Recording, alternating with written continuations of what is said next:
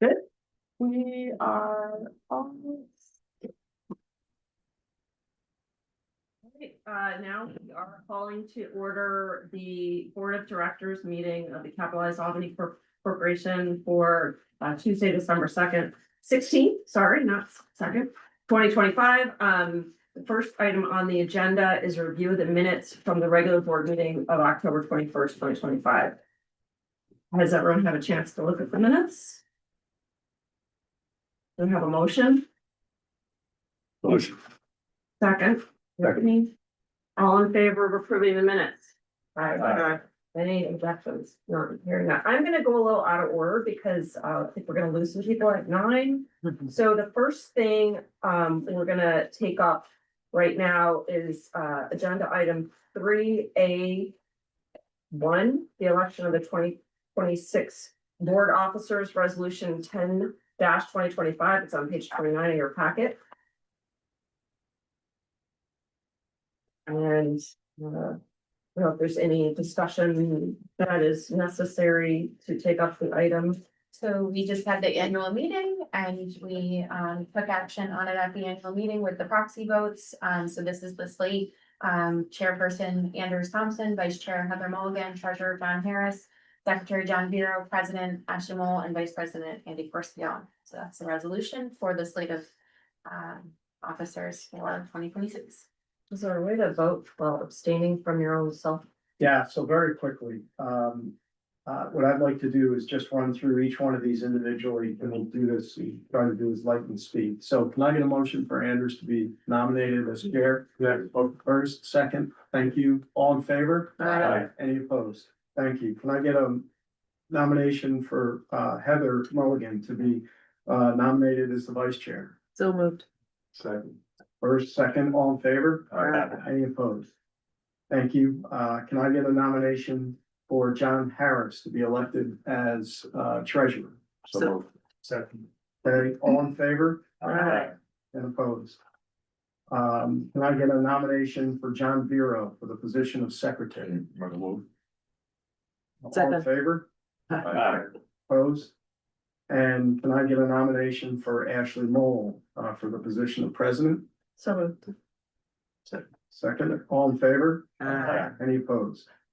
And can I get a nomination for Andy Corsione for the position of vice president? So moved. Any opposed? Second, all in favor? Aye. Sorry, Andy, I was helping you wrong. It was a test, I nailed it. Thank you, and then, this resolution just reflects the results of all those votes, so with the, thank you, you're next.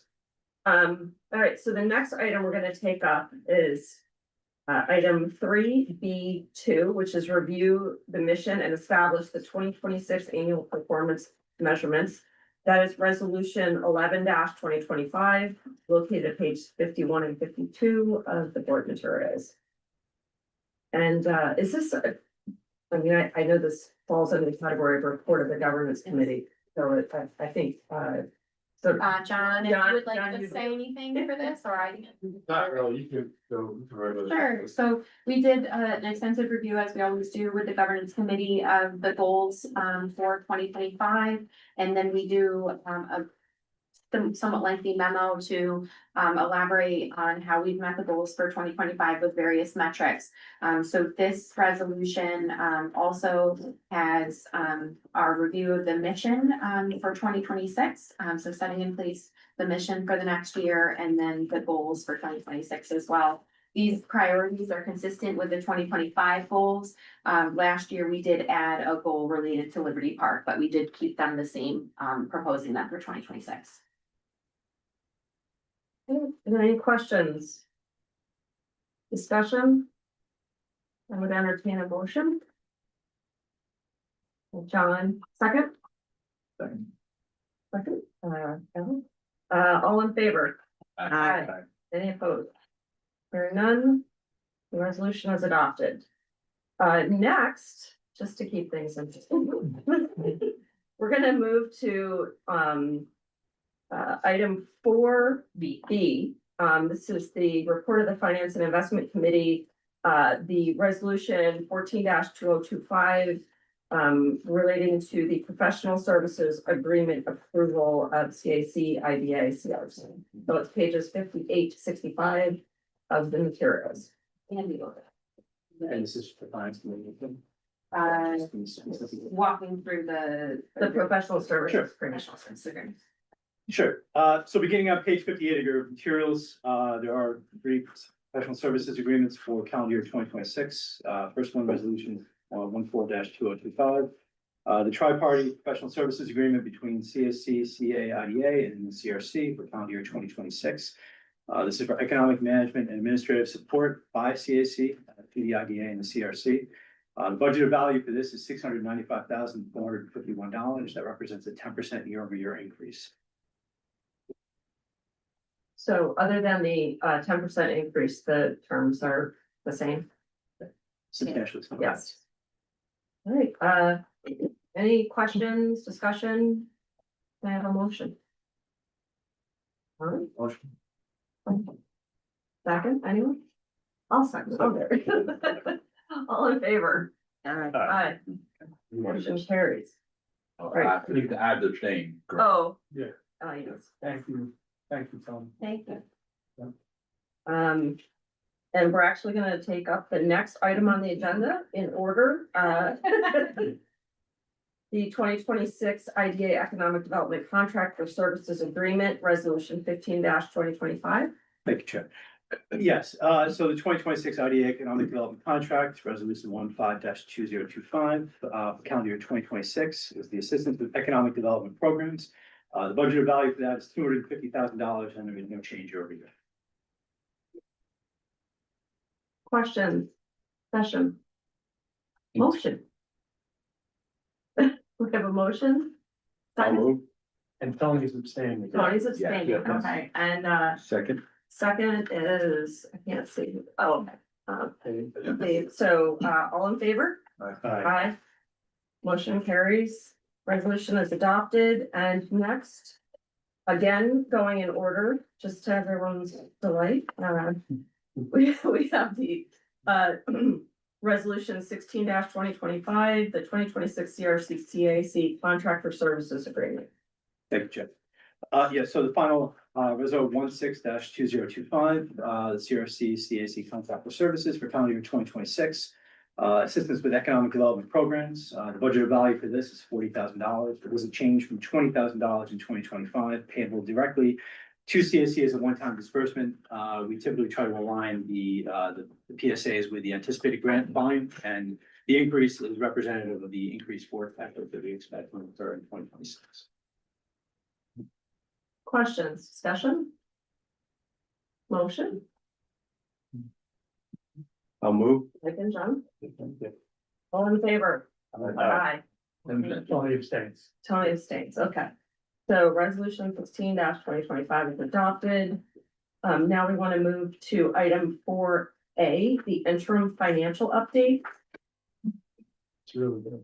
And we have, I guess, Rich and Al, and, to excuse Do they, themselves. excuse for the update, but full update or just want to get to the resolution? I think more of the resolution. I'm not sure how much of an update there is. Andy, there though. All right, why don't you do the update and then do the resolution? Sure. Go ahead, please. You can mark this, unless already mark it. Sorry about that, sure. The investment committee met on December 8th, and Sterity Partners team, formerly the Great Point team, presented for the first time post transition. And they presented a forward-looking market commentary, not specific to our portfolio, but just, illustrative of what to expect over the next few months. This will be a regular distribution. It was well received by the committee, and they are scheduled to come back in January for a full board presentation. All right, Great, okay. great, so now we'll Great, have some and recusals. Rich? Yeah.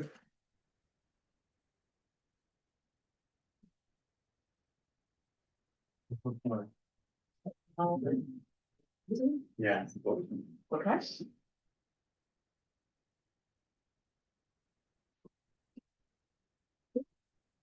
Okay, so, moving on to the banking services and the resolution that is attached. Who's Andy? Sure. John, you wanna lead off or? I can take it, John, please correct my deficiencies. Sure, so this is the full. Just a brief update. Okay, sure. So over the past 6 months, CSC staff has reviewed, the banking services, vendor ecosystem. We interviewed 7 partners, and kind of evaluated them over 5 criteria. The review process was, 6 months, but it was intentional and focused on arriving at the most cost-effective, beneficial result to the corporation. Finance committee, received that evaluation from staff on December 8th and made a positive recommendation for a bank partner. Yeah. Yeah, and then that leads to the resolution that you see in front of you. As Andy said, they solicited a number of proposals and evaluated them, and NBT was evaluated to be the best choice. So I think it's impressive that we got this many responses. I mean, we certainly have a lot of, we have a lot of options available to us. And they're all very competitive. And I just point out that we felt that finance and I guess to a certain extent governance committee level, that normally this wouldn't have to come to the board, that actually can go off and execute the contracts necessary to implement this. But given that we have a bunch of bankers on board, we just felt it was more transparent and just be a way better methodology to pursue it at a board level to essentially ratify what staff is gonna do. Okay, and you'll see attached to the resolution is an evaluation of the scores. You can see there was a fairly scientific approach to this, which is impressive. So are there questions about the resolution or any further discussion? I'm not trying to rush things. I just know that we have a huge agenda today. Thanks for sharing the data. It's really helpful. All right, do I have a motion? I'll make a motion. Second. All in favor of resolution 13-2025? Aye. Resolution is adopted. Okay, we can call back our QZs. Can I Yeah. get those back, please? Oh, yeah. Please have the materials back. Thank you. No, we want to go for the executive. Yeah, you can do it. Sign this one? You nailed it. Oh. First, you have break ground. Have an extra one. Thank you so much. I'm not there late, but I guess I don't schedule. He's like, we got locked in. There you go. Yeah.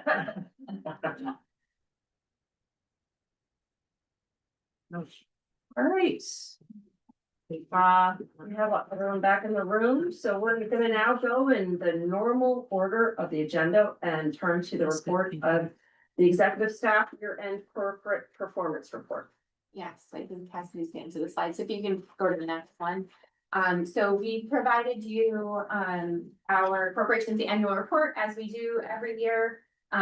We have a really amazing work product this year, especially I think we're particularly impressed with some of the changes and how the final packet worked out. So please feel free to take that with you. If you'd like copies to share with anyone, we have them both print copies and digital. We do think this is a really incredible work piece to be able to share the deliverables for this year. In the spirit of keeping things quick, you do have those stats in front of you. But we do have a nice roll up of reports for the last decade. We're up to more than $1 billion of investment into the city and more than 3,900 multi-family units citywide with 600 plus affordable housing units in the pipeline. And we note here that through the Capital Resource Corporation, we were able to successfully approve the largest conduit debt issuance in the history of the city's CRC. So that was not by accident. That's through the diligent efforts of staff to be able to attract and solicit that project and be able to work through policy manual edits that we could be able to make our our programming as competitive as possible in the current marketplace. Along with the fact that we took on the largest real estate transaction, disposition process, probably in at least a decade, if not longer, for the organization, and we're working through that review now. We'll talk a little bit more about that in our executive session, but the fact that we were able to kick off that disposition process after more than 5 years of litigation and ongoing property management maintenance activities, really got that site in the position that it is today with full site control. And that site control is so imperative to everything that happens there in the future. No project would happen without that collective site control. So really incredible work from the Capitalized Albany team and board in terms of getting these projects positioned well. In terms of business development, we also had a kind of a banner year for business development, reaching $2.7 million total over the history of our grant programs. Things like Amplify Albany attracting up to 50,000 people plus into the commercial districts to get people spending money in businesses, and activating Albany and keeping it vibrant and engaging in commercial districts. You'll see here some leverage figures. Business and organizations have leveraged $3.71 for every dollar. So we do always have that matching component to our grant programs to really build off the impact of all of our programs and keep them competitive. But we do understand that matching requirements can be challenging because our grants are a full reimbursement. They have to provide upfront cash for everything. New this year, we did work with a designer to create a one-sheeter for Clinton Market Collective to be able to have the QR code that leads to our sponsorship information about taking on an activity at Clinton Market Collective, vendor opportunities, et cetera, et cetera. We still have 2 of the vendor containers that are available for use for businesses to rent. But all in all, through the partnership with the downtown bid, we've attracted through the holiday market that the Albany more than 75 vendors, and I think it was over 3,000 visitors over the course of that event. And then the bid also carried out another 20 plus events from about June until December, working in partnership with us for that contract for services. So really trying to get momentum on that site, get it active, get people used to coming there, bringing their businesses there. Businesses have to, we have to start having the consistency of operations there in order for businesses to see the value add of being on the site full term. But if we get those vendor shipping containers filled, I think that'll help having that ongoing presence. And then continuing in the future with additional activation to keep it going. And we'll obviously work on growing the sponsorships portfolio for that venue as well to carry out those events. Because they aren't without significant expenditure, as we discussed at the finance committee. We do also have a new strategic reinvestment sheet. We've kind of mixed this up a little bit, shaken this up, and included a CAP initiative through the state and a part about the Albany Nanotech Complex. I think we've had that in the past on our strategic one-sheeter, but we've revamped a little bit of the stats here to try to more come at that directly and pitch the state's strategic investment in the capital city. And one of the things I'm super excited about this year was, I think maybe Maria's idea was to go large format with the map this year so people can actually see it. So if you pull this out, you do have the ability to have like a full-size map of all the citywide investment and be able to see numbers related to specific neighborhoods. And then there's inset maps related to the commercial district to show the ongoing investment, that it's not just in downtown, that it's not just in specific neighborhoods, that there is neighborhood investment throughout the city and throughout all of the various commercial districts. And on the back of that, you get the project index. So that has projects assisted by Capitalized Albany, IDA, CRC, one of the 3 entities, and staff in some manner this year. So really excited about Your having house us on be able to talk to businesses and, people in the community. Trying to attract investment, and being able to like put this in front of folks, and have them be able to see numbers, because. The numbers are really large, but really small fonts. So, we just wanna make that as, bold as possible, so that's a cool thing and a new element that we have this year to be able to use. I don't wanna go too crazy in terms of, development, because we do have, still a lot of discussion on today. But I just wanted to be able to provide that year-end, wrap up.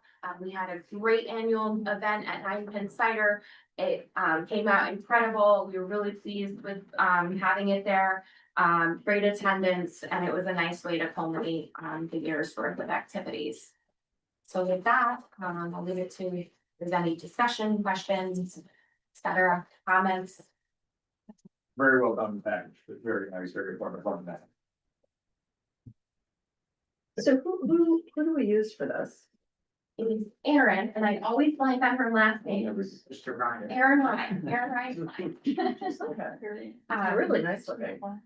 Yes, she is incredible. We used her for the past few years. Really great to work with and always takes, feedback and direction and, so Yeah, so that looks great.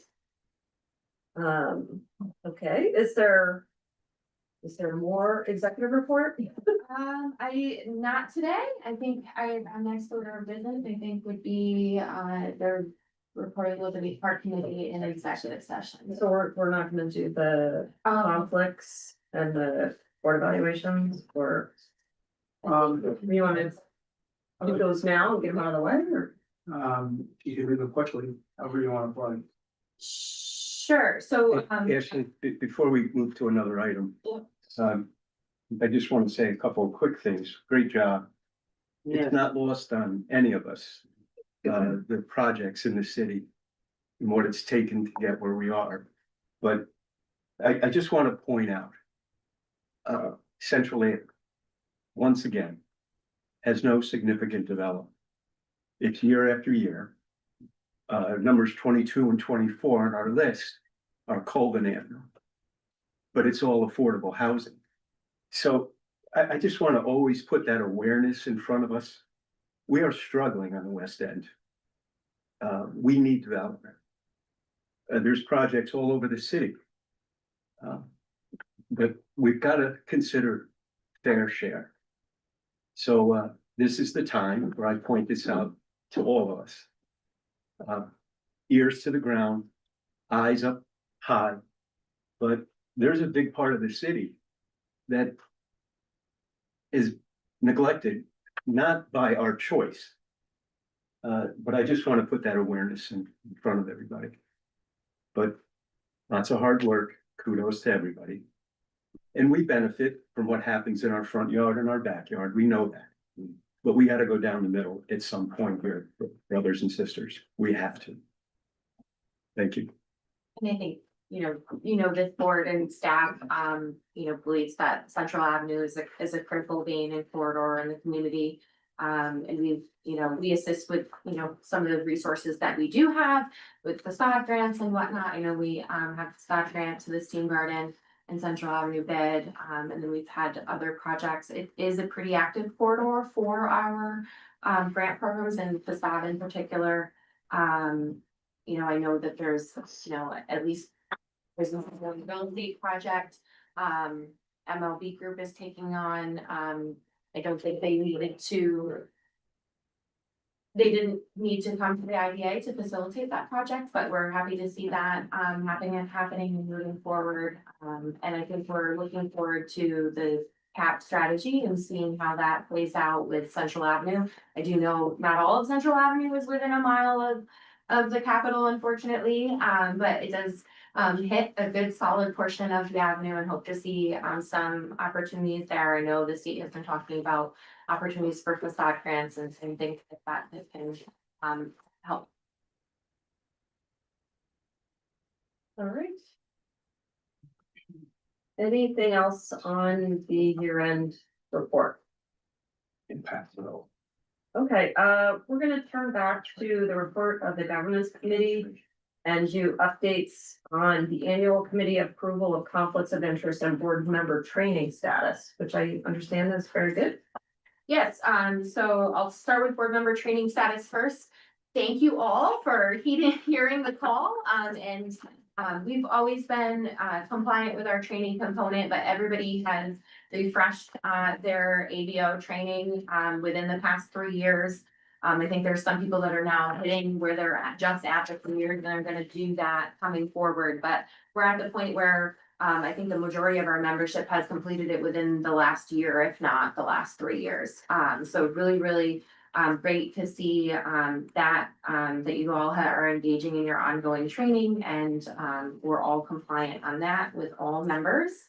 And then as far as conflicts of interest, governance committee did do our annual review of the general conflicts of interest that we do the conflicts of interest disclosure form, which I believe is either ABO template or a model process. Do that annually. We solicit those from the board members each year. Board members report out on their disclosures directly, and then the governance committee and staff review those and compile a memo that notes each of the conflicts identified and any ongoing recusals or extensions that are required. Right, the governance committee approves those conflicts, and there'll be further discussion on the conflicts in executive sessions in respect to where they are. So, but the report is here, it's part of your package today, and it's, as you'll see, it reads fairly similar to last year with respect to different board positions that some of the board members have or employment positions. And we've already seen that in practice today where certain members recuse themselves during a procurement discussion for banking services. And so that will continue through the year. That's laid out in this memo. Okay. I think the last item under governance committee is the confidential board evaluation forms. We do these also annually as well as a ABO compliance item. We submit confidential evaluation forms. We use the ABO's template to all the board members. We solicit that back, and then we provide a summary out to the governance committee. You'll see that summary also in your packet on page 44. I think the vast majority of the responses are that the board members agree fully on all of the items. We do have less than a handful of items in the somewhat agree column. I defer to the governance committee chair, John, if you have any comments or if you want to invoke any discussion about the evaluations, but otherwise completed for the year. I mean, for the newer folks on the board, obviously, if there's ever any concerns or issues as it relates to, being fully briefed and aware of what's happening, feel free to just raise your hand or reach out behind the scenes if necessary. I think in terms of feeling empowered to the only one that I ever focus on is individual board members feel empowered to delay votes, defer agenda items or table actions if they feel additional information or discussion is required. Absolutely, positively, you should never feel bad about saying, hey, can we take a pause here and take a deep breath, and we can always push something out for another board meeting. All right. Any further discussion? Do we want to do the corporate performance review, or do we want to move further down? Yeah, I think the report is in the board package. Board members can certainly look at it. Pieces of that will be discussed when we review employment, terms and conditions of employment history during executive session as it relates to certain. Okay. So there will be some discussion that would appropriately be an executive session for that piece, but the rest of it is open, it's public, and it's in your board package. Okay, so I guess we're turning then to the report of the Liberty Park Committee. Yeah, I think we'd like to have if possible, if the board would so choose, to move to executive session for two reasons. One is to seek and obtain legal counsel. That's actually exempt under the open meetings law, but we'll make that the first. And then the second is to discuss the potential disposition of real estate, the publicity of which would substantially affect the value thereof. So two independent reasons to exit open session. Okay, can I have a motion to move into executive session? Anthony, second, John, all in favor, aye? We are moving to executive session.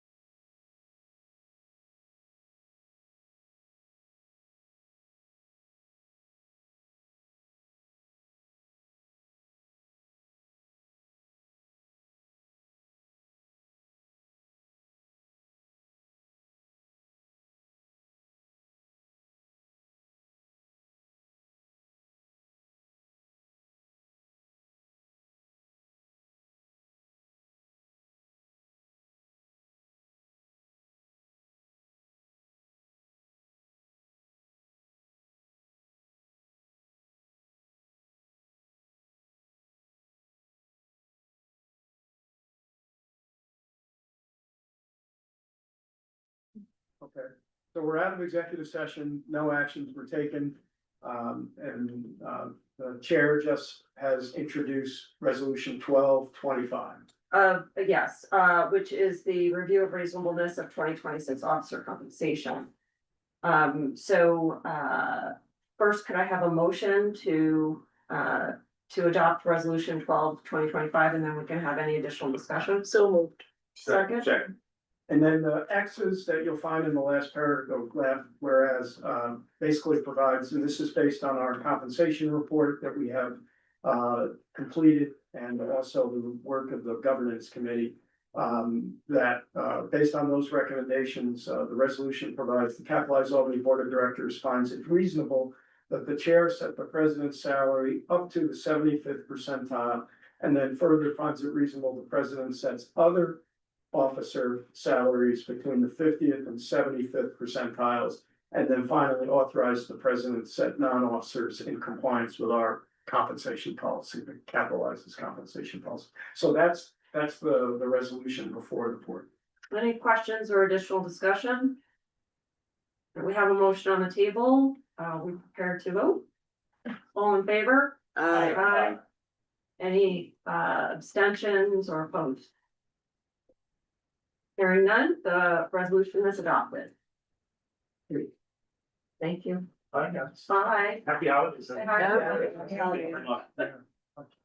Motion to adjourn. Yes. Do we have a motion? You gotta move to adjourn, or is it done, or? So we are essentially done with all the agenda items, as discussed, obviously we can have discussion, if there's questions in the meantime, but, is there any other business? I would just like our special counsel to note for the record, the recusals from Liberty Park. So, Right, hi, Connie Cal and Melissa Bennett here from Barclay Damon, engaged to assist Capitalize Albany and connect with review of any conflict of interest by board member, directors in connection with the Liberty Park project. After reviewing the law and the CAC's policy, we have determined that Mr. Castellano, Mr. Testa, Mr. Thompson, Mr. Sleesman, and Dr. Tearjohn are interested directors who recuse themselves from discussion and voting on the Liberty Park project. And have recused themselves. And have recused themselves. Yes, thank you. All right, thank you very much. Any other business? Would we like to adjourn? Motion Second. in favor? Aye. Happy holidays. Hey, everyone.